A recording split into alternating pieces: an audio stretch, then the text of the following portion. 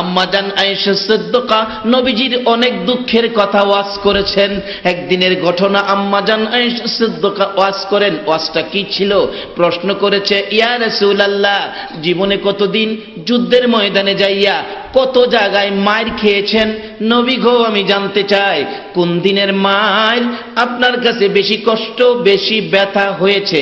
আমার নবী দুইটা চোখের পানি এতিমের মতো ছেড়ে দিছে। আয়েশা রে, মায়ের কথা মনে করিস না রে আয়েশা, মায়ের কথা মনে হইলে রে আমার তাইবের কথা মনে হয়ে যায় রে আয়েশা। তাইবের জমিনের মায়ের রে, একবার নয়, দুইবার নয়, তিনবার করে আমাকে বেহুশ করেছে। এমন মার আমি জীবনে কোথাও খাই নাই রে। তাইবের মায়ের কথা মনে হইলে এখনো আমার চোখের পানি রাখতে পারি না, মন কয় ব্যথাই যেন আমার কলিজা ফাইটা যাবে রে আয়েশা। কিছুক্ষণ পর আবার এতিমের মতো চোখের পানি ছেড়ে ছেড়ে আম্মাজান আয়েশা সিদ্দিকার দিকে তাকাইয়া তাকাইয়া ডাকে, রে আয়েশা, আর একটা ব্যথার কথা শুনো।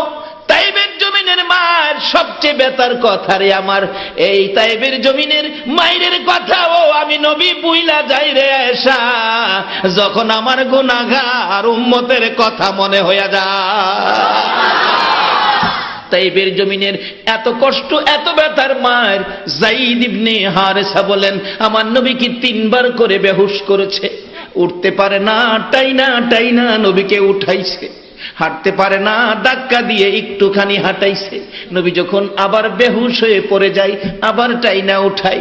তিনবার এইভাবে টাইনা উঠাইছে, টাইনা হাঁটাইছে, ধাক্কা দিয়ে হাঁটাইয়া মারতে মারতে তিনবার করে বেহুশ। শেষবারের মাথায় এমন মার মারলো, নবীজিকে পাথরের নিচে ফালাইয়া দিছে। তাদের ধারণা আমার নবী বুঝি দুনিয়ার থেকে বিদায় হয়ে গেছে। যায়েদ ইবনে হারেসা বলেন, আমি নবীজিকে এইভাবে কোলে উঠাইলাম, নবীজি গার ছেড়ে দিছে, মন কয় নবী দুনিয়ায় নাই। একটা চিৎকার মারলাম, প্রভু গো, আমি যায়েদ ইবনে হারেসার জীবন নিয়ে যাও, আমার রাসূলের জীবন ফিরাইয়া দাও। নবীজিকে কোলে করে দৌড়াইয়া পাহাড়ের নিকটে যাইয়া একটা পাথরের উপর বসাইতে চাইলাম। বসাইতে চাইলে দেখি নবীর ক্ষত বিক্ষত শরীর, শক্ত পাথরে বসলে বুঝি কষ্ট হবে। আমি তাকিয়ে দেখি বসানোর প্রস্তুতি নেওয়ার সাথে সাথে ওই পাহাড়ের পাথর নবীর শান্তির জন্য তোলার মতো নরম হইয়া যায়। পাহাড়ের পাথর হইয়া আমাদের নবীজি নে উম্মত হইয়া নবীর আদর্শ নিলাম না। যায়েদ ইবনে হারেসা বলেন, আমি নবীজিকে বসাইয়া আঞ্জাদি ধরে রাখছি, রক্ত মুবারক আমার জামা কাপড় লাল হয়ে গেছে। এমনি সময় নবীর ব্যথায় ব্যথিত হয়ে জিবরাইল দরখাস্ত করেছিলেন, প্রভু গো, তুমি কেমনে সহ্য করো গো তোমার বন্ধুর এই কষ্ট? আমি জিবরাইল সহ্য করতে পারি না, অনুমতি দাও, বিচার করে আসবো। আমার আল্লাহ বলেন, জিবরাইল রে, তুমি অনুমতি চাইলা রে জিবরাইল, আমার বন্ধু তো একবারও কিছু চায় না, একটা বার কিছু চাইলো না। যাও বন্ধুর কাছে, বন্ধু যদি অনুমতি দেয় বিচার করে দিয়ে আইসো। নবীজির সামনে জিবরাইল লম্বা ঘটনা ডাকতেছে, ইয়া রাসূলুল্লাহ, এত মায়ের মারলো তায়েবের মানুষ, আপনাকে অনুমতি দেন তায়েববাসীদেরকে বিচার করে শেষ করে দেই। আমার নবী ডাকে, জিবরাইল রে, ও জিবরাইল, শেষ করে দিবি? তুমি বুঝি রাগ হয়ে গেছো? হুজুর, আমার আল্লাহ বলেছে অনুমতি দিলেই আমি বিচার করে দিব, অনুমতি দেন, অনুমতি দেন। আমার নবী বলেন, জিবরাইল রে, আমার অনুমতি নেওয়ার আগে আমার একটা খবর আমার আল্লাহর কাছে দিয়েছো। কি খবর? আমার এই রক্ত ভিজা জামাটা, সাদা জামা রক্তে লাল হয়েছে রে জিবরাইল, আমার এই রক্ত ভিজা জামাটা আমি আমার প্রভুর দরবারে জমা রাখতে চাই রে। এর বিনিময় অন্য কিছু চাই না, আমার রক্ত ভিজা জামার বিনিময় আমার মাবুদ যেন আমার উম্মতের মাফ করে দেয়। এই নবীর উম্মত হওয়া, নবীর আদর্শে যাওয়া, বলুন আমাদের দরকার আছে কিনা? কিভাবে যাবেন? এই তো কোরআন শরীফে পরামর্শ দিয়েছে, ইয়া আইয়ুহাল্লাযীনা আমানু দুখুলু ফিস সিলমি কাফা। ছোট্ট একটা শব্দ আপনাদের সামনে ছোট্ট লিখিব, এটার মধ্যে বাজেট বড়। ছোট্ট জিনিসও অনেক সময় বড় কাজ করে, এটা বোঝানোর জন্য একটু লম্বা হয়ে গেছে। ছোট্ট জিনিসও অনেক সময় বড় কাজ করে। কোরআন শরীফের ছোট্ট একটা শব্দ আল্লাহ বলছে আমাদেরকে ইমানদার দেও, মা বোনেরা তোমাদেরকেও বলছে, মুসলমান বলতে ইমানদার বলতে সবাইকে বলছে তোমরা পুরাপুরি ভাবে ইসলামে ঢুকো। বলুন ইসলামটা কার ধর্ম? বলুন কোরআন শরীফ ইন্নাদ-দীনা ইনদাল্লাহিল ইসলাম, আল্লাহ বলছে ইসলামটা আমার মনোনীত ধর্ম। এই ইসলাম আল্লাহর মনোনীত ধর্ম। এই ইসলামটা আল্লাহ ইসলামের মধ্যে ঢোকার জন্য আমাদেরকে ডাকতেছেন। আচ্ছা বলুন ইসলামটা যে আল্লাহর মনোনীত ধর্ম, এটা কি আমাদের কোনো মনোনীত না আল্লাহর মনোনীত? ইসলামটা চলবে কি আমাদের ইচ্ছাই না আল্লাহর ইচ্ছাই? এখন যদি আল্লাহর ইচ্ছাই ইসলাম চলতো তাইলে আমরার মধ্যে দল হইল কি লেগা? তাহলে বুঝে গেল আমরা আল্লাহর ইচ্ছাই চালাই না, চালাইলে আল্লাহর ইচ্ছাই চললে এক দল থাকতো, তিন দল হইল কেরে? তাহলে বুঝে গেল নিজেদের কিছু মত লাগাইছে। আল্লাহ কইছে তোমরা ইসলামটা চিনো নাই। ইসলামটা চিনার জন্য বোঝার জন্য আল্লাহ একটা ক্যাটালগ দিছে। ক্যাটালগটা হলো কোরআন। ক্যাটালগটা কি? সবাই বলুন ক্যাটালগ কি? কোরআন। অনেক সময় দেখেন মোবাইল কিনলে মোবাইলের সাথেও ক্যাটালগ দেয়। 1700 টাকার মোবাইল, এত বড় ক্যাটালগ বই দিছে, কেমনে চার্জ করবেন, কেমনে ব্যবহার করবেন, কোন ফিনে চার্জার ফিন ঢুকাইবেন, কোন জায়গা দিয়া ইয়ারফোনের ফিন ঢুকাইবেন, এটা সব ক্যাটালগের মধ্যে সিস্টেম দেওয়া আছে। যদি আপনি মোবাইল কিন না কন আমি মোবাইল কিনছি, হ্যার ক্যাটালগ মানুন লাগবো। ইয়ারফোনের ছেদ্রুর মধ্যে চার্জার ভিন ঢুকাইয়া দিয়েছেন, আবার চার্জারের চার্জ করার ছেদ্রুর মধ্যে ইয়ারফোনের ভিন ঢুকাইছেন। বলুন চলবো না ভেজাল হইব? তাহলে বোঝা গেল ক্যাটালগ না মানলেই কিছু ভেজাল। আল্লাহ মনোনীত ধর্ম ইসলাম বুঝার জন্য ক্যাটালগ হলো কোরআন। তাইলে আমাদের মধ্যে যখন কিছু ভেজাল, আল্লাহ কয় তোমরা ক্যাটালগ বুঝতেছো না। এই ক্যাটালগটা বোঝানোর জন্য আমি আরেকজন ইঞ্জিনিয়ারও পাঠাইলাম। সে ইঞ্জিনিয়ার হলো নবী মুহাম্মদুর রাসূলুল্লাহ। তোমরা এই ইঞ্জিনিয়ারের কথা মতো ইসলাম ব্যবহার করো, তাইলে কোনো দলাদলি থাকবে না। কোরআন শরীফে বলেছে অমাইয়ুতির রাসূলা ফাকাদ আতা আল্লাহ, তোমরা আমার এই রাসূলের কথাগুলি মানো। যারা রাসূলকে চিনছে, রাসূলের কথা মানছে, তাদের জীবনী খুলুন না। একটু লম্বা হয়ে যাইতেছে, আপনাদের কষ্ট হবে। যারা নবীকে চিনছে, নবীকে মানছে, তাদের জীবনী খুলুন। আসলে চিনতে পারলেই মানতে সহজ হয়। আচ্ছা আমরা নবীর জীবনে কোনোদিন কারো প্রতি হিংসা করছে? যদি এই হিংসা নবীর উম্মতের মধ্যে থাকে তাইলে নবীর উম্মতের খাতায় নাম থাকবে না। নবীরে চিনছে সর্বপ্রথম একজন মহিলা। নবীজি নবুয়তের কাজ, দাওয়াতের কাজ শুরু করে নাই, কিন্তু নবীকে চিনি ফেলেছে আচার আচরণ দেখে, ব্যবহার দেখে মা খাদিজা। সুবহানাল্লাহ বলুন। আচার আচরণ, ব্যবহার, কথাবার্তা, চালচলন দেখে চিনে ফেলেছে মা খাদিজা। এই নবীকে চিনে খাদিজার লাভ হলো না লস হলো? বাস্তবে আসুন কিভাবে লাভ। মা খাদিজা মক্কা নগরে ধনাঢ্য ব্যক্তি ছিলেন, একজন ব্যবসায়ী ছিলেন, শিল্পপতি ছিলেন, সম্পদশালী ছিলেন। মা খাদিজা শুনছে মোহাম্মদ নামে একটা যুবক, তার আচার আচরণ, চাল চলন, কথাবার্তা, ব্যবহার, সততা সব দিক দিয়ে গুণ গরিমায় ভরপুর। প্রস্তাব করলেন ওই মোহাম্মদ নামে যুবকটাকে আমার ব্যবসায় যদি চাকরি দেওয়া যাইত তাহলে একটু ভালো হইতো, সৎ চরিত্রের যুবক। এই প্রস্তাব পৌঁছলে নবীজির মা নাই বাবা নাই, চাচা আবু তালিব নবীজিকে নিয়ে, যুবক মোহাম্মদকে নিয়ে খাদিজার বাড়ির সামনে ডাক দিলেন, খাদিজা মোহাম্মদ নামের যুবকটা আসছে। খাদিজা ঘরতে বাইরিয়ে দেহে, হায় হায়, এটা পূর্ণিমার চাঁদের সাথে তুলনা করা যায়, তবু চাঁদের চাইতে বেশি মনে করা যায়। আবু তালিব এ কি তোমার ভাতিজা? হ, হায় যা শুনছি সবই তোমার ভাতিজার আছে, বিশ্বাস হয়েছে। যুবক তোমার আমার নবী, যুবক বয়সে চরিত্র কত সুন্দর, দেখলেই মানুষ বিশ্বাস করে ফেলতো। আর অহনের দিনের যুবকদেরকে বিশ্বাস করা যায়? সবাই যেমন কইলেন না। দোকানে চাকরি দিছে, ক্যাশিয়ার বানাইছে, চাবিটা ভুলে থুইয়াই পড়ছে মহাজন, সহালে গিয়া দেহে দোকানের তালা ভাঙ্গা, ক্যাশে যা আসিন। এই ঘটনা ঘটে নাই আমরা বাংলাদেশ। তবে আপনারা কি আখিরি নবীর উম্মত হইতে চান কিনা? তাহলে কি করবেন? এই যে দেখেন নবীর আদর্শ, নবীর শিক্ষা। নবীজি দাঁড়াইয়া রয়েছে, কোনো কথা কয় না, চাচার উপরে দিয়া বাতিজা কথা কয় না। আর অহনের দিনের গেলাম বাপের উপরে দাও কয়ালা, কয় না, ও কয় না, কথা কইতে বাপে কিছু, বাপে কইছে আরে বাপ দেশ না, বাপের ধমক মারে, তুমি কি জানো, তুমি কি জানো? হ্যাঁ খুব ভালো জানে, বাপে জানে না। নবীজি চাচার উপরে দা কথা কয় না, দাঁড়াইয়া রয়েছে। আবু তালিব, জি এ কি তোমার ভাতিজা? হ্যাঁ, আমার খুব পছন্দ হয়েছে। মা খাদিজা বলেন, তোমার ভাতিজা আমার এখানে চাকরি করবে, এটা আমি চাই। তবে ব্যবসা বাণিজ্যের তো হিসাব কিতাব করতে হয়। তোমার ভাতিজার লেখাপড়া কি, লেখাপড়ার সার্টিফিকেট কি?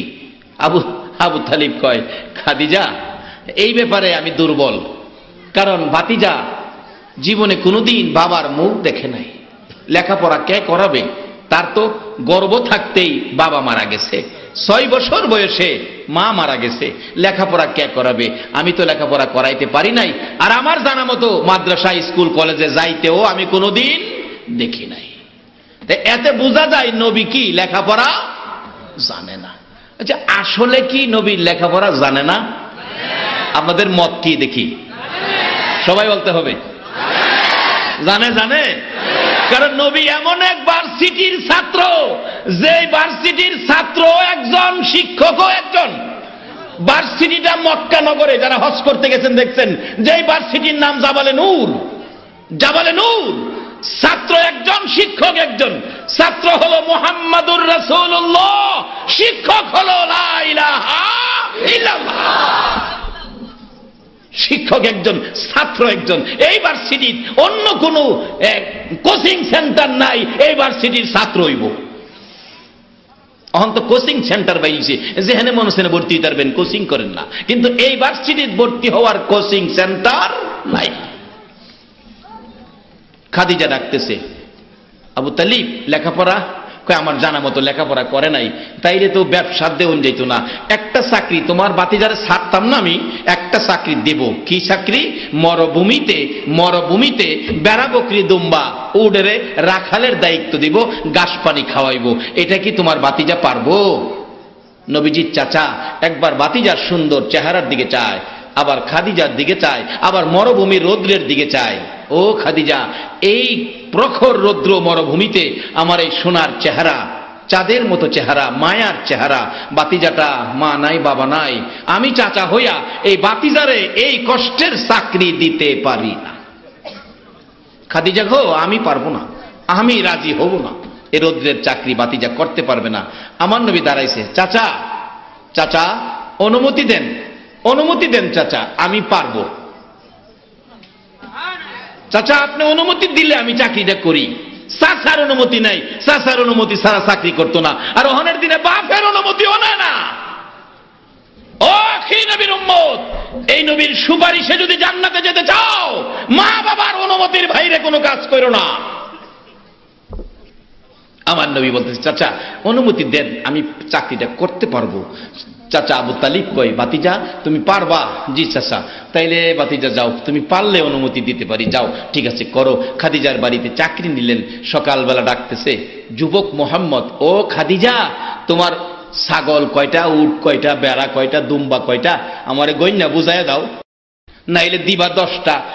কইবা বলে আসিন 15টা। তাইলে আমি এটা তোমারে বুঝাইম কিভাবে? তোমার কয়টা কি আছে আমারে বুঝাইয়া দাও, আমি দায়িত্ব নেই, পরে আমি যেদিন চাকরি ছাইরা দিমু এই দিন তোমারে বুঝাইয়া দিমু। আচ্ছা কোন তো এই সিস্টেমটা কি সঠিক কিনা? খাদিজা কয়, আর সহ্য, এই রাখাল তো জীবনে দেখি নাই। বুঝাইয়া দিতাম, পরে আমারে বুঝাইবো, করতে বুঝাইবো। যত রাখাল আমার ফার্মে চাকরি করে গেছে, বেড়া বকরি দুম্বা লয়ে গেলে প্রত্যেক দিন 2, 4, 5, 10টা বাঘে খাইছে, 4-5টা হারায় গেছে। তে উনি যে কইতাছে গইনা নিব, গইনা বুঝাইবো, এটা কেমনে হইব? আশ্চর্য হয়ে গেছে প্রথম দিনের ব্যবহারে। ঠিক আছে আপনিই গইনা লন। কিতাব লেখে নবীজি প্রথম ছাগলের ঘরে ঢুকছে, বকরির ঘর, বকরি ঘরে ঢুকে গন্তাছে নবী, ছাগল গন্তে গন্তে গন্তে গন্তে গন্তে গন্তে দেহে ছাগল হয়ে আছে 1200। ঘুমাই রয়েছেন আপনারা? ছাগল কয়শো? 4টা ছাগল লইয়া কালকা বাইরে আপনারা পাগল বানাই রেবো।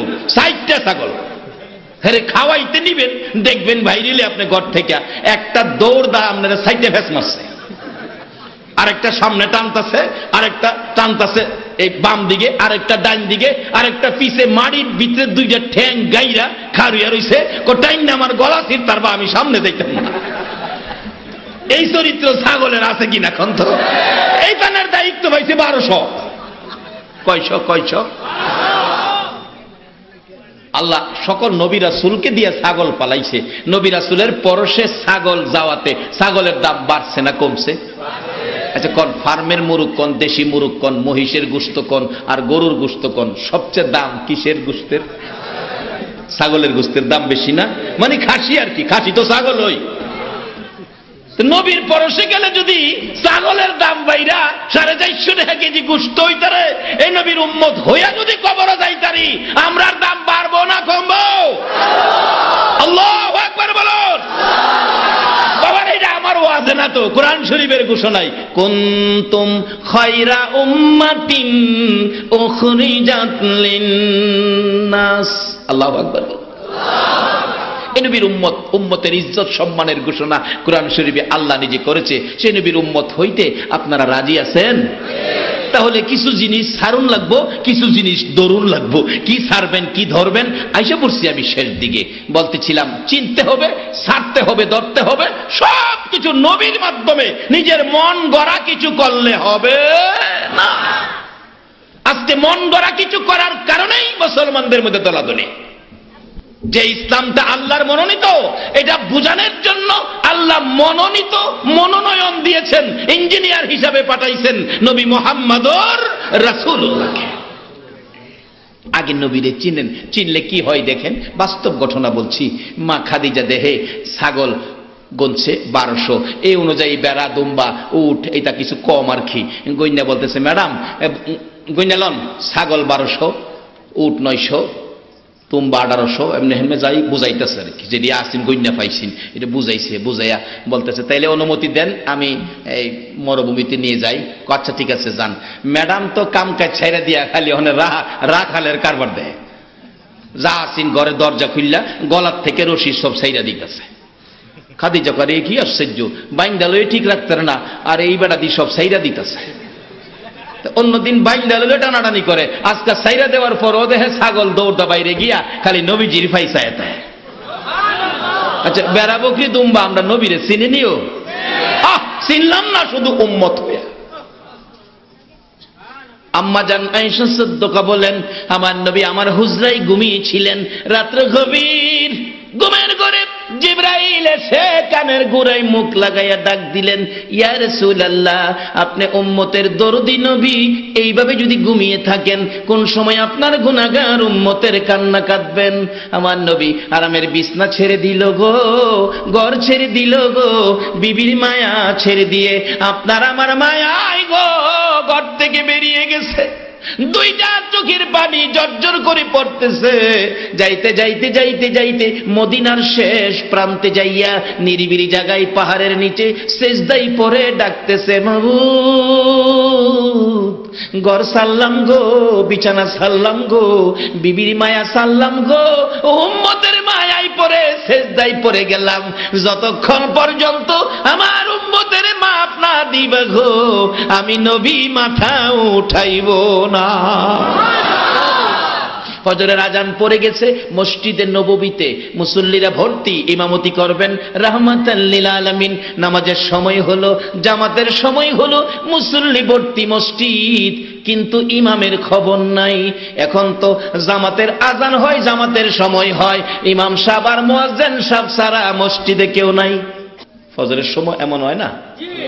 আর মদিনার ইতিহাস খুলুন, মসজিদে নববী ভরপুর হয়ে গেছে। আজানের পর জামাতে নামাজ পড়বে মুসলমান ভরপুর হয়ে গেছে। আর ওখানে আমরা দেশের মসজিদের আজানের পরে ফজরের সময় ইমাম সাহেব আর মুয়াজ্জিন সাহেব ছাড়া এরপরও একদিন দেখি এক মুয়াজ্জিন সাহেব মিনারাত বইরেছে, ইমাম সাহেব আমি হইরা লাই, খয়টা হইরা লাই। ও আখেরি নবীর উম্মত, নবীকে চিনো? নবী কি রেখে গেলেন? মসজিদের নববী ভরপুর মুসল্লি, ইমাম সাহেব আসতেছে না, নামাজের সময় পার হয়ে যায়। হুজরাই খবর দিলে আম্মা জান আয়েশা সিদ্দিকা খবর পাঠাইলেন, নবীজি হুজরাই নাই, মসজিদে দেখো। মসজিদে দেখা হলো, নবী মসজিদে নাই, হুজরাই নাই। মুসল্লিরা এতিমের মতো একজন আরেকজনের দিকে তাকাইয়া তাকাইয়া কান্দে। চলো না, রাসূলের তালাশে বেরিয়ে যায়। দুইজন তিনজন করে করে বেরিয়ে গেলেন। যখন এই খবর সারা মদিনায় পৌঁছলো, যুবকেরা গো, যেমনি ভাবে আজকে তোমরা মাহফিলে ওয়াজ শুনতে আসছো, ঠিক এমনি ভাবে ওই মদিনার যুবকগুলো খেলার মাঠে যায় না, আমার নবীর সন্ধানে বেরিয়ে গেছে।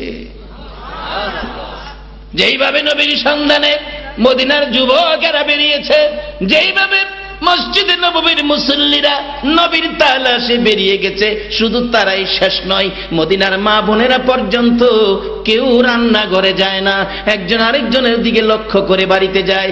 খবর কি পাইছো না? আমার নবীর খবর বলে পাওয়া যায় না।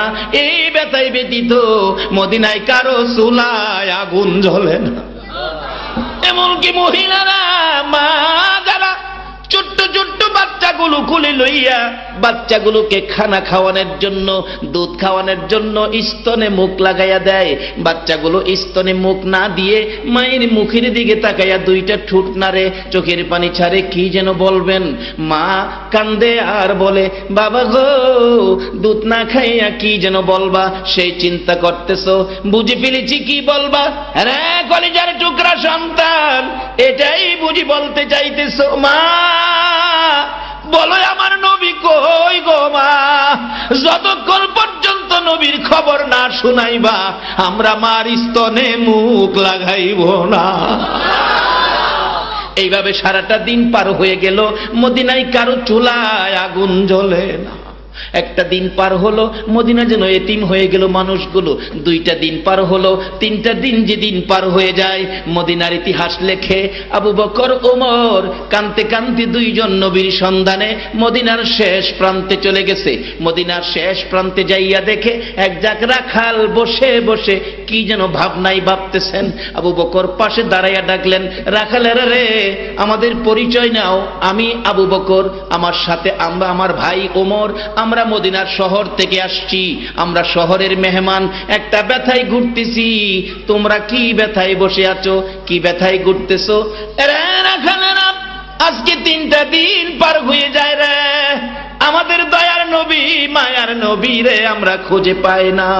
এই দয়ার নবী মায়ার নবী রে, তোমরা মাঠে ঘাটে থাকো, তোমাদের নজরে পড়ছে কিনা?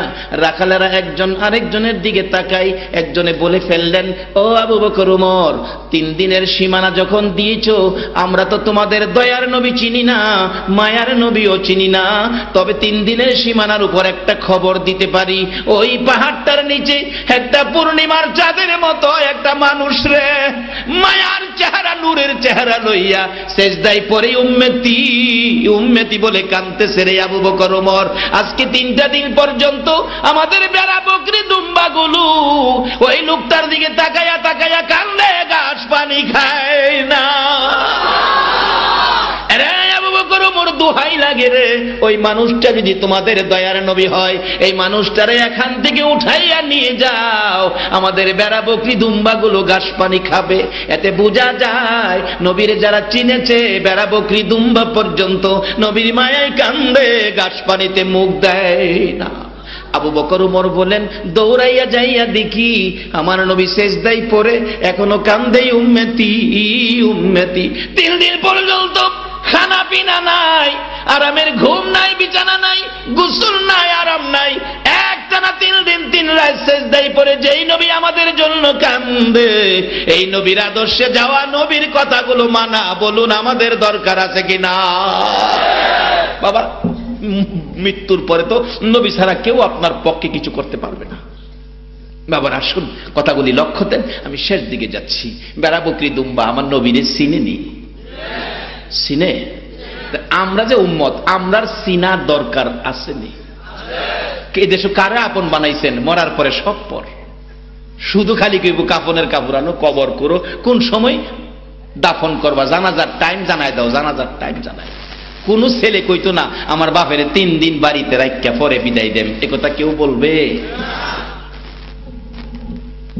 তার আগে নবীর আদর্শ, নবীর কথা মানেন, নবীর তরিকা মানেন। বলতেছিলাম মা খাদিজা মহিলা হইয়া কি করে দেখেন, চাইরিছে দেখে সব বাইরে গিয়ে খার রয়েছে, কেউ ছটফট করে না, এদিক সেদিক দৌড়াদৌড়ি করে না, সবগুলো সাইরা নবীজি আগে আগে রওনা হয়েছে, পিছে পিছে বেড়া বকরি দুম্বা সব লাইন ধরছে।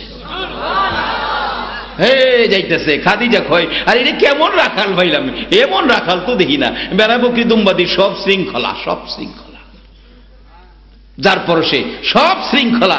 আজকে আমরা সেই নবীর উম্মত, আমরা শৃঙ্খলায় যাওয়া দরকার আছে কিনা? এবার লম্বা হয়ে যাইতেছে পিছে পিছে, খাদিজা দেহে আর দেখা যায় না, তার জীবনী লেখে এই রাখালের কাণ্ড কারখানা দেখবার লেগিয়া খাদিজা তার বাড়ির বিল্ডিং এর ছাদের উপরে গিয়ে উঠছে, ছাদের উপরে উঠতে দেখে একবারে মরুভূমিতে যাইয়া, পাহাড়ের নিচে যাইয়া বেড়া বকরি দুম্বারে খাওয়ানোর নির্দেশ দিছে, হেরা খাইতেছে আর নবীজি বৈশা রয়েছে, মেঘের টুকরা আইসা নবীজির মাথার উপরে ছায়া দিয়ে রাখছে। লম্বা ঘটনা। খাদিজা খালি এই কারখানায় দেখে, বাড়িতে আইলে বলতেছে ম্যাডাম গয়না বুঝালন সব ঠিক আছে কিনা, গয়না দেহে সব ঠিক আছে। খাদিজা জিগায় রাখাল আজকে কি পাহাড়ে বাঘ ছিল না? রাসূল বলেন বাঘ তো ছিল, কইতো একটা তো বাঘে খাইল না, অন্যদিন 5-7টা বাঘে খায়, 2-4-5টা হারায়া যায়, কারণ এতগুলো একসাথে বাঘে খাওয়া হারায় যাওয়া এটা স্বাভাবিক। নবীজি বলেন ম্যাডাম আমি মুহাম্মদের রাখালিয়াতের আওতায় যত বেড়া বকরি দুম্বা আছে এদের গায়ে হাত দেওয়ার সাহস জংলার বাঘের হইছে না। নবীর রাখালিয়াতের আওতায় বেড়া বকরি দুম্বার গায়ে যদি বাঘে হাত দেওয়ার সাহস না থাকে, এই নবীর উম্মত হইয়া যদি কবরে যাইতারি আযাবের ফেরেশতার হাত দেওয়ার সাহস থাকবে? মশাই ভাইলে ছাড়ে না, মশা ঘুমাই দেখেন, কারেন্ট নাই, জামা কাপড় খুললে গরমের রাত্রে ঘুমাই দেখেন, মশা কানের কাছে গান গান কয়, গুন গুন গুন গুন গুন গুন গুন গুনা গুন ঘুমের গুন গো বন্ধু ঘুমাও গো, গুনের বন্ধু ঘুমাও, ইঞ্জেকশন বাউ করতাছি। আমারও ছাড়ে না, সুযোগ পাইলাম। আসুন আমরা আল্লাহ মনোনীত ধর্ম ইসলাম বুঝার জন্য নবীর আদর্শে যাই, নবীর তরিকায় যাই। বলতেছিলাম খাদিজা দেহে কি ঘটনা রে, সব ঠিক আছে, বাঘে বলে খায় না। এইভাবে কয়েকদিন দেখে আরেকদিন দেহে নবীজি গরম বেশি তো, মরুভূমির গরম পাহাড়ের কিনারে একটা পাথরের উপর এভাবে হাতটা দিয়ে নবীজি ঘুমাই দিছে, উপরে মেঘের টুকরা ছায়া দিতেছে, কিন্তু অনেক সময় গরম বেশি হইলে ঘরের ভিতরেও গরম, ঘুমাই দিছেন ফ্যানের বাতাসও গরম হয়ে যায়। গরমটা প্রচন্ড, রৌদ্র তো গরমটা বেশি, নবীজির বুঝতে গরম গরম ভাত দেখে অজগর সাপ এসে নবীজির পাশে বসে ফনা ধরে তাল পাতার পাখার মতো মাথাটা করে নবীজির চেহারা মুবারকে বাতাস করতেছে। কিসে কিসে করে, কিসে?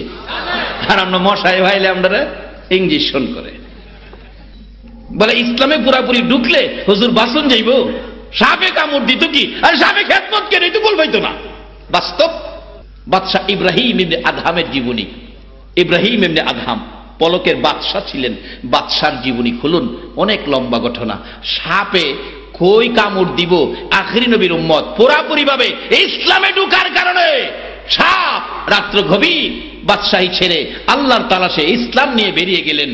এটা কম্বল, শুধু সম্বল, কম্বল ছিটতে ছিটতে অর্ধেক হয়ে গেছে, 4 ভাগের 1 ভাগ শীতের মধ্যে কম্বল।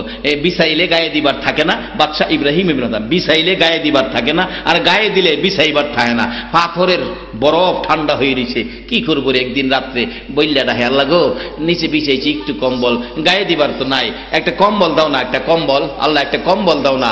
আল্লাহ কয় ওই বাদশাহ ইব্রাহিম ইবনে আদহাম আমার কি কম্বলের ফ্যাক্টরি আছে, কম্বল চাইছো? আল্লাহ তুমি না কইছো যা কিছু দরকার আল্লাহর কাছে চাইবা, আমি তো তোমার কাছেই চাইছি, এটাই তো শিক্ষা দিচ্ছ তুমি, তোমার কাছে তো চাইছি, কম্বল দাও। আল্লাহ করে চাইছস তো ঠিক দেউন তো লাগবো। অজগর, পুরানা জংলার অজগর সাপরে নির্দেশ দিছে, অজগর তুই তাড়াতাড়ি যাইয়া বাদশাহ ইব্রাহিম ইবনে আদহামের গায়ের কম্বল হয়ে যা। অজগর সাপ গিয়া ইব্রাহিম ইবনে আদহামের গায়ে ঘুমাই বললে ঘুমাই দিছি তো, ভেসাইতে ভেসাইতে ভেসাইতে ভেসাইতে কম্বল হইয়া মাথাটা মুখটা নিয়ে মাথার কাছে রাখিয়া, কারণ মাথা যদি সাফাইয়ালা তা তো শ্বাস বন্ধ দিয়ে মরে যাবো গা, সাপের মুখের গরম শ্বাসটা মাথার মধ্যে মারতেছে। দেখবেন ঠান্ডার সময় ভিতরতে শ্বাস বাড়িলে গরম হয়, আর গরমের সময় শ্বাস বাড়িলে কি হয়? সেকেন্ড গরমে অতিষ্ঠ গরম, কিছুই নাই ফাঁকা টাকা, দেখবেন ঠান্ডার শার্টের বোতামটা খুললা এরকম করে। আচ্ছা, এটা গরমে লেগে করে না ঠান্ডা লেগে করে? আর দেখি প্রচন্ড শীত, লেফে মানে না, না মুহে লেপটা দিয়া 2-3টা ফুল যখন লেপের ভিতরে মারছে, ভিতরে কি হয়েছে এখন? তো গরম হয়ে গেছে। এই সিস্টেম কে করছে? এই আল্লাহরে চিনুন, বলুন আমাদের দরকার আছে কিনা। বান্দা, কেমনে তুমি আল্লাহরে বলে গেলা? তোমারে কত কিছু দিছে, একদিন হিসাব করলা না। শ্বশুর বাড়িতে গড়িটা দিলে গড়ি লাগাই ম্যাডাম ছেড়ে দেখা, আর কেউ কইলে না কইলে শ্বশুর বাড়িতে দিছে একটা গড়ি দিছে, 6 মাস পরে নষ্ট হয়ে যাবো গা, এত দেখান মান ছেড়ে দেখাই না, মাথার থেকে পায়ের পাতা পর্যন্ত যে আল্লাহ তোমাকে এত কিছু দিয়েছে, একদিন তো কইলা না আমার আল্লাহর দেওয়া এগুলি। তবে ধরাত পড়ে যাইবা কবে জানি কার। মৃত্যুর তুফান এই দেহের মধ্যে আক্রমণ করে, যেই তুফানের আক্রমণ থেকে বাঁচার কোন জিনিস নাই। লম্বা ঘটনা, লম্বা হয়ে গেছে। সাপে বাতাস দেয়, মা খাদিজা কয় এই নবীরে সারুন যেত না, বুঝে লাইছি, চিন্না লাইছি, উনি যে আখিরি নবী এতে আমার আর সন্দেহ নাই, বুঝে ফেলছি। বাড়িতে আসার পরে কয় মোহাম্মদ আজকাল থেকে আর মরুভূমিতে যেতে হবে না, আজকে ব্যবসার দায়িত্বে বসো, লেখাপড়া লাগবে না। আচ্ছা, নবী যে এই ব্যবসায় বইছে, ব্যবসায় লাভ হইব না লস হইব? লাভ হওয়ার কারণ কি? নবী কোনোদিন মাফে কম। আর আমরা দেশে তো, আপনাদের এলাকায় আজকে আমাদের এলাকায় আসছে জমির ফসল, বেগুনই ধরেন, বেগুন ফাইরা যেটি ফুয়া খাওয়া বেগুন এটি বস্তার ভিতরে দেয়, আর উফরেদা দেয় বানাবে। সই পাচ্ছে বেজাইলে সইরি ভিতরে দিছে, বালুডি উফরে দিছে, এইভাবে সাজায়া মাশাল্লাহ উফরের বালা দেখাইয়া বেজাল একদমে বেচালা। কিন্তু নবীর চরিত্রে এগুলি নাই। ব্যবসা এত সুন্দর সুনাম কিছুদিনের মধ্যে, ব্যবসা এত হলো। খাদিজা রাখতেছে লম্বা ঘটনা, ও মোহাম্মদ তোমার ব্যবসায় আমি সন্তুষ্ট, আমি এখন সব চিনে ফেলেছি। ও বংশের মুরব্বীরা, গার্জিয়ানেরা, একটা কথা শোনেন কি, আমাকে আমার ব্যবসার ম্যানেজার মোহাম্মদের সাথে, আমার রাখাল মোহাম্মদের সাথে আমি খাদিজাকে বিবাহ লাগাইয়া দেন।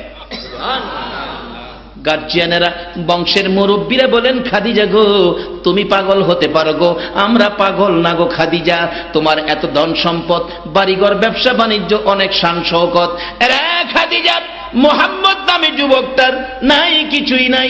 1 নম্বরে মা নাই, বাবা নাই, বাড়ি নাই, ঘর নাই, চাচার ঘরে থাকে, ধন সম্পদ নাই, ব্যবসার মালামাল নাই, উট নাই, বেড়া নাই, বকরি নাই, দুম্বা নাই, নগদ টাকা পয়সা নাই, তার কাছে তোমাকে বিবাহ আমরা দিতে পারি না। খাদিজা ডাকে, রে আমার বংশের মুরব্বীরা, তোমরা যদি রাজি না হও, মোহাম্মদের কিছু নাই বলে গো, আমার হাতে কলম দাও, আমার হাতে খাতা দাও, আমি খাদিজা আমার ব্যবসার মালামাল, নগদ টাকা, বেড়া, বকরি, দুম্বা, উট সহ, আমার বাড়িঘর সহ, আমি খাদিজার জীবন জৈবন সব মোহাম্মদের নামে দান করে দিলাম। দাও দাও আমি খাদিজাকে ধনী মুহাম্মদের কাছে বিবাহ দিয়ে দাও। বিবাহ দিয়ে দিলেন, কালিমা গ্রহণ করলেন, মুসলমান হলেন, নবীর পক্ষে নিলেন, সকল মুমিনের মা হয়ে গেলেন। আল্লাহু আকবার বলুন। যেদিন খাদিজা নবীর পক্ষ নিয়েছে, এই কোরআনের পক্ষ নিয়েছে, আমার আল্লাহ কত ভালোবাসা দিয়েছে মা খাদিজার জীবনী। যেদিন জগৎ থেকে বিদায় হবেন, মা খাদিজা চোখের পানি ছেড়ে ছেড়ে কাঁদতেছিলেন।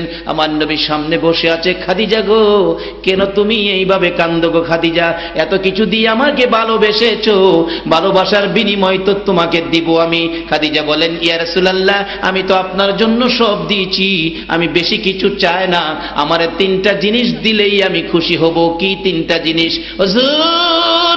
প্রথম নাম্বার হলো, আমি খাদিজাকে যেদিন আমার মৃত্যু হবে, বাজারের কিনা কাফন আমার গায়ে লাগায়েন না গো নবী, আপনার একটা পাঞ্জাবি মুবারক দিয়ে আমারে কাফন পরাইয়া দিবে। নবীর পাঞ্জাবি যদি আমার গায়ে থাকে, আমার বিশ্বাস আযাবের ফেরেশতারা আমারে কিছুই জিগাইবে না। হুজুর 2 নাম্বার দাবি হলো আমাকে যেই কবরে শোয়াবেন, আমারে শোয়ানোর আগে আগে আপনি নবী আমার কবরটার মধ্যে একটু শুয়ে আসবেন। যারা হজ করতে গেছেন মক্কাতে জান্নাতুল মুআল্লার মধ্যে যাইয়া দেখবেন আমার নবী যেই কবরে শুইয়া খাদিজাকে শুয়াইছে এখনো সেই জান্নাতের বাগান জলমল করতেছে।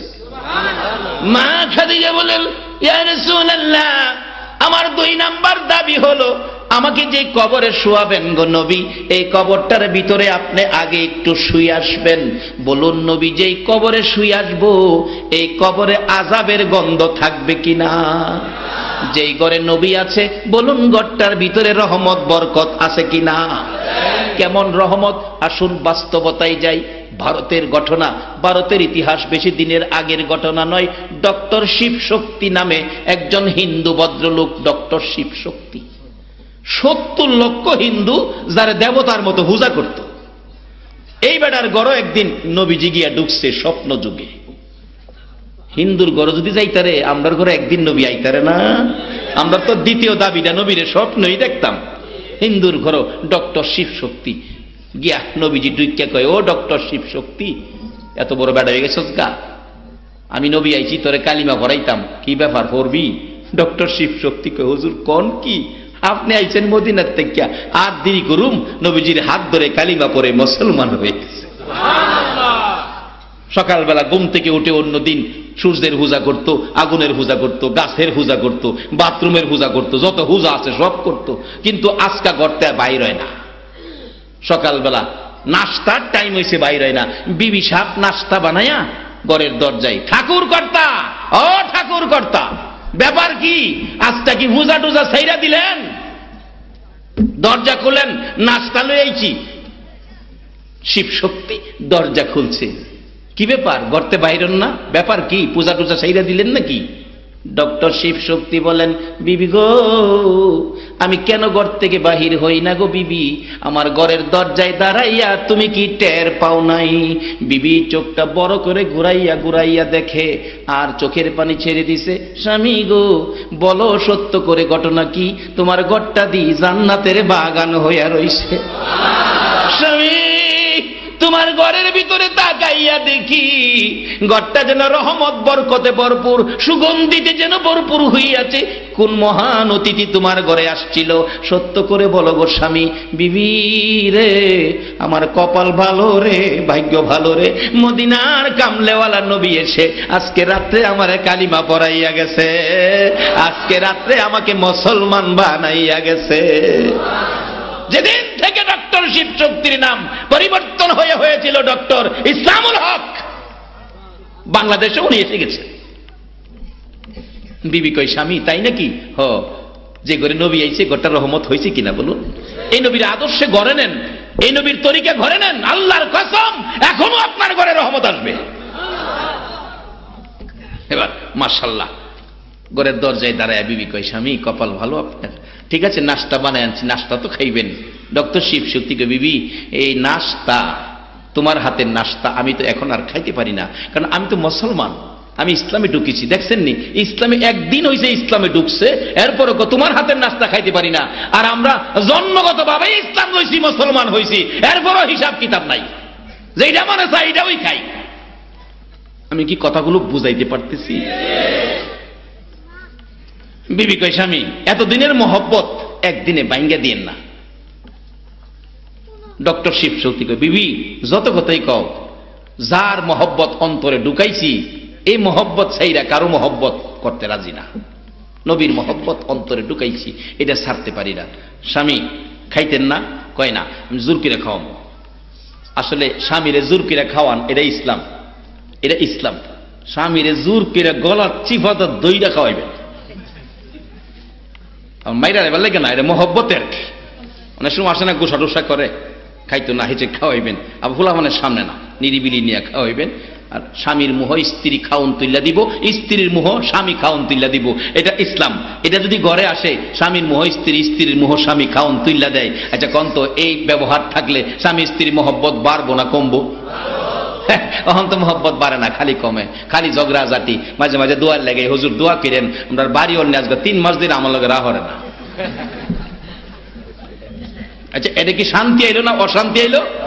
কেন স্ত্রীর সাথে রাগ করবে না তুমি? স্ত্রী কেন তোমার সাথে রাগ করবে না? এই আচার আচরণ স্বামী স্ত্রীর মধ্যে থাকতে পারে না। 10 কিলোমিটার দূর থেকে, 50 কিলোমিটার দূর থেকে একটা মহিলা তোমার বাড়ির বংশের কাউরে আনে নাই, অসহায় মহিলাটা তোমার বাড়ির বউ হয়ে আসছে, তুমি তাকে মায়া করতে হবে, তুমি তাকে মহব্বত করতে হবে, এটা ইসলাম শিক্ষা দিয়েছে। স্ত্রী কই স্বামী খাইতা না, জুলকিরে খাওয়ামু, রুটির মধ্যে তরকারি লাগাইয়া মুহর কাছে নিছে, ডক্টর শিব শক্তি মুহ তালা মারছে, আপ খাইতাম না, খাইতাম না, জুলকিরে খাওয়ামু, না খাইতাম না। এটা ইসলাম? বলে হুজুর হ্যাঁ তো ইসলাম পড়ে নাই, ইসলাম আনে নাই। ডক্টর শিব শক্তির বিবি, হ্যাঁ ইসলাম কেমনে পাইলো? আর ভাবার পরে আইছে, এবার বাস্তব ঘটনা আই পড়ছি তো, এবার কোনো কিছুতেই চেষ্টা করে পারতেছে না, অবশেষে বিবি ডাক মারছে, স্বামী আর গোপন রাখতে পারলাম না, খান বই পায়েন না গো স্বামী, যেই সময় আপনাকে আমার নবী কালিমা পড়াইয়া যাইতেছিল গো স্বামী, যাওয়ার পথে আমারও কালিমা পড়াইয়া গেছে। কিছুক্ষণের মধ্যে ইসলাম কি সুন্দর সিস্টেম দিয়েছে। সেই ইসলামটা আল্লাহর মনোনীত, সেই শ্রেষ্ঠ ধর্ম, ইসলামের মধ্যে আমরা দীক্ষিত, কিন্তু আচার আচরণের মধ্যে ভেজাল। মৃত্যুর তুফান আসার আগে এই ভেজালগুলি দূর করুন, আল্লাহ সেই তৌফিক দেখ, সকলে বলুন আমিন। ভাই শেষ দিকে চলে আসলাম। মা খাদিজা বলেন, ইয়া রাসূলুল্লাহ, আমাকে দ্বিতীয় দাবিটা হলো আমার কবরে আপনি একটু শুয়ে আসবেন। রাসূল বলেন, যাও ঠিক আছে। তৃতীয় দাবি হলো আমাকে কবরে দিয়ে, সবাই যখন কবর ছাড়ো বলে চলে যাবে, আপনি নবী যাইতে পারবেন না, নবী গো আমার কবরের পাশে আপনি বসে থাকবেন। বাবারে, কবরের পাশে কবর মাটি দিয়া কবরটা ছাইরা দিয়েন না। যদি আত্মীয় স্বজন থাকে, বংশের মধ্যে আলেম ওলামা থাকে, হাফেজ থাকে, তাদের কবরের পাশে দাঁড় করে রেখেন। মুলকিন নকিরের প্রশ্নের জবাবের সময় যদি কেউ কবর খাড়িয়ে থাকে আত্মীয় স্বজন, তাহলে ওই জবাব দেওয়ার সময় মনটার মধ্যে কিছুটা সাহস পায়। দেখছি কিন্ডারগার্টেন স্কুলে যখন বাচ্চারা, কুচি কুচি বাচ্চারা পরীক্ষা দিবে, মা, খালা, আপা, ভাই দেখবেন দরজার কাছে খাড়িয়ে থাকে। পরীক্ষার সময় পরীক্ষা দেয়, যদি দেখে মা খাড় রয়েছে, তখন বাচ্চারার ভিতরে ভয় থাকে না। ঠিক কবরের মধ্যে তাদেরও যখন মুনকির নকির আসবে, কি যে অবস্থা হবে, কলিজা ছিঁড়ে যাবে ভয়ে। ওই সময় যদি নিজস্ব কোনো জ্ঞানী নেককার মানুষ কবরের পাশে দাঁড়াইয়া থাকে, কিতাবে আসছে, ওই ব্যক্তিরা কিছুটা সাহস পায়। আমার নবীর প্রাণ প্রিয় বিবি মা খাদিজা বলছেন, ইয়া রাসূলুল্লাহ, 3 নাম্বার দাবি হলো আমার কবরের পাশে আপনি বসে থাকবেন, মুনকির নকিরের সওয়ালের জবাব আপনি নবী আদায় করে দিবেন। রাসূল বলেন, যাও ঠিক আছে। লম্বা ঘটনা সংক্ষেপ, মৃত্যু হয়ে গেলে কাফন পরাইয়া দাফন করে নবীজি কবরের পাশে বসে আছে। মুনকির নকির আসতেছে না, ঘন্টার পর ঘন্টা পার হয়ে যায়। আমার নবী পেরেশান হয়ে গেলেন, ঘটনা কি, মুনকির নকির কেন আসতেছে না? আমার আল্লাহ ডাকে, জিবরাইল যা রে আমার বন্ধুর কাছে যা, খবর পৌঁছে দাও, বন্ধু আর এখানে বসে থাকতে হবে না রে জিবরাইল। আমার খাদিজা যেদিন আমার নবীর ভালোবাসায় আমি আল্লাহকে খুশি করার জন্য জীবন জৈবন ধন সম্পদ টাকা পয়সা সব দান করে দিয়েছিল, নবীর পক্ষ নিয়েছিল, সেদিন তো আমি আল্লাহ খাদিজার পক্ষে গিয়েছিলাম। এই ধন সম্পদ দান করে দেওয়ার কারণে আমি আল্লাহ খাদিজার পক্ষে গিয়েছি, বিদায় আজকে খাদিজার পক্ষের মুনকির নকিরের সওয়ালের জবাব আমার নবীর দিতে হবে না রে জিবরাইল, আমি আল্লাহ নিজে খাদিজার জবাব আদায় করে দিয়েছি। সেই দরজা আমাদের জন্য এখনো খোলা আছে। বাবারা, আসুন নবী চিনি, নবীর পক্ষে যাই, দেহটাকে মৃত্যুর তুফান আসার আগে পরিষ্কার করি, জামাতের সহিত নামাজ পড়ি, মা বাবার কথা মতো চলি। আল্লাহ আমাদেরকে সেই বুঝ দেখ, সকলে বলুন আমিন। বাবার আসুন এখন দোয়া হবে। আসুন নবী চিনি, নবীর পক্ষে যাই, দেহটাকে মৃত্যুর তুফান আসার আগে পরিষ্কার করি, জামাতের সহিত নামাজ পড়ি, মা বাবার কথা মতো চলি। আল্লাহ আমাদেরকে সেই বুঝ দেখ, সকলে বলুন আমিন। বাবার আসুন এখন দোয়া হবে। মহব্বতে দরুদ শরীফ পড়ুন। আল্লাহুম্মা সাল্লি সাইয়্যিদিনা মাওলানা মুহাম্মদ ওয়া আলা আলি সাইয়্যিদিনা জনাব মাহতাব ভাই মাওনা চৌরাস্তা থেকে আসছে ক্যাসেট করার জন্য। ওনাকে অনুমোদন দেওয়া আছে, কাগজে অনুমোদন দেওয়া। ওনার আব্বা তাবলিগ জামাতের বড় একজন কর্মী ছিলেন, আজকে দুনিয়ায় নাই। আল্লাহ যেন ওনাকে মাফ করে জান্নাতের ফয়সালা দেন। সকলে বলুন আমিন। আসুন দোয়া করি। আস্তাগফিরুল্লাহ রাব্বি মিন কুল্লি যামবিন ওয়া আতুবু ইলাই লা হাওলা ওয়ালা কুওয়াতা ইল্লা বিল্লাহিল আলিয়্যিল আযীম। আল্লাহুম্মা আমিন।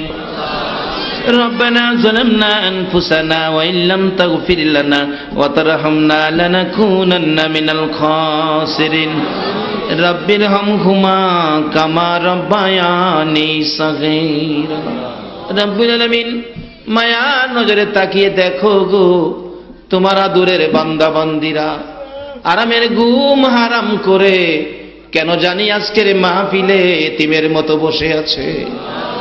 দুটো করে হাত ভিক্ষুকের মতো তোমার দুয়ারে বাড়াইছে।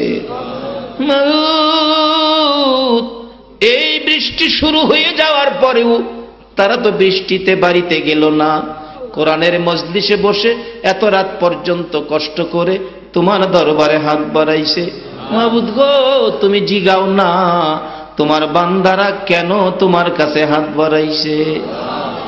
দুনিয়ায় দেখছি সন্তানেরা যদি মার কাছে হাত বাড়ায় মা টাইনা কুলে নেয়, দুই হাতে চুমো দেয় আর বলতে থাকে বাবারে আমার কাছে হাত বাড়াইছো, আমার দি মন চায় তোমারে কলিজাটা খুইলা দিয়া দিতাম। বাবার কাছে সন্তান হাত বাড়াইলে কলিজাটা খুইলা দিয়া দিতাম।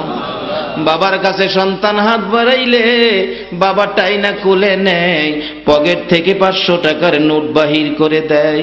মার মতো দরদি সন্তানের হাত বাড়াইলে টাইনা কুলে নেয়, কলিজা সিরা দিতে চাই। বাবার মতো দরদি সন্তান হাত বাড়াইলে 500 টাকার নোট দিয়ে দেয়।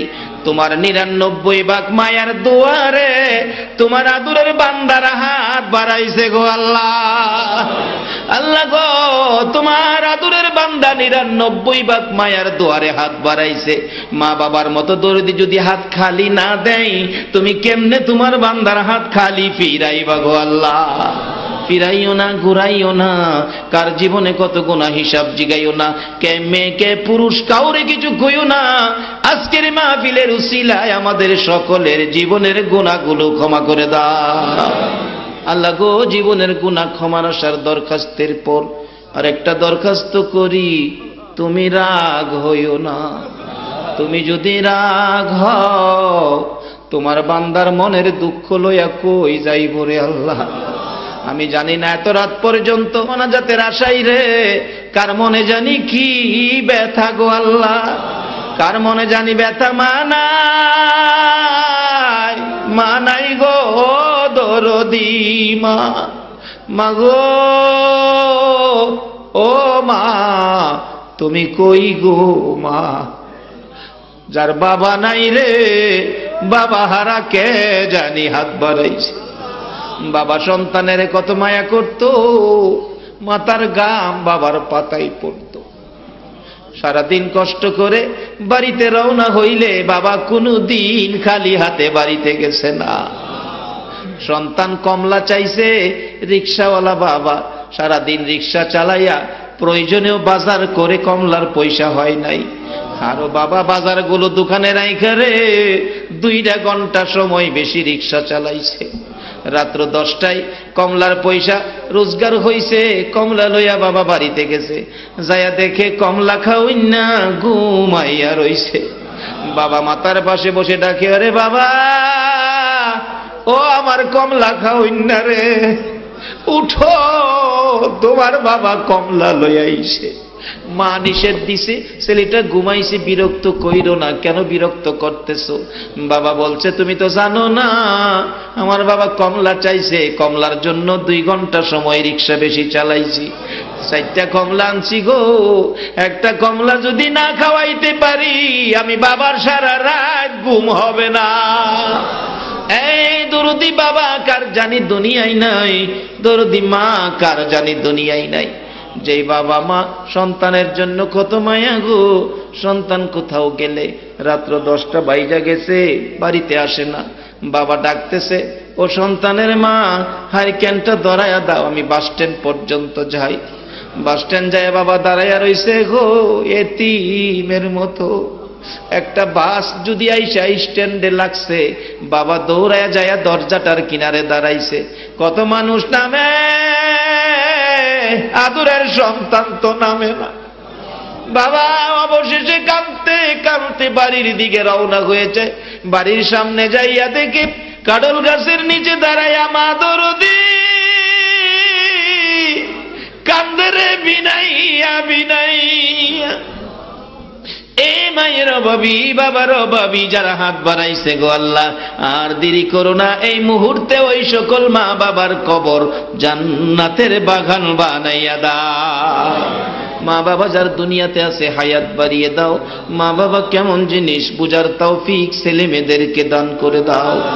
আল্লাহ গো, দাদা দাদি, নানা নানি, শ্বশুর শাশুড়ি, আলিয়া আওলাদ, বংশধর, মুরব্বী, পাড়া প্রতিবেশী, খানদানবাসী, মহব্বতী যারা কবরে গো, সকলের কবর জান্নাতের বাগান বানাইয়া দাও।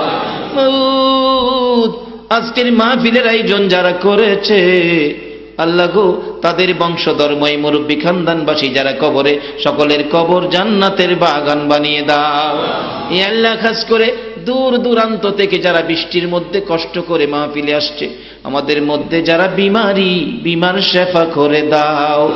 যারা অভাবী, অভাব দূর করে দাও। যারা নামাজি, নামাজ কবুল করে লও। যারা নামাজ পড়ে না, নামাজের বোঝ দান করে দাও।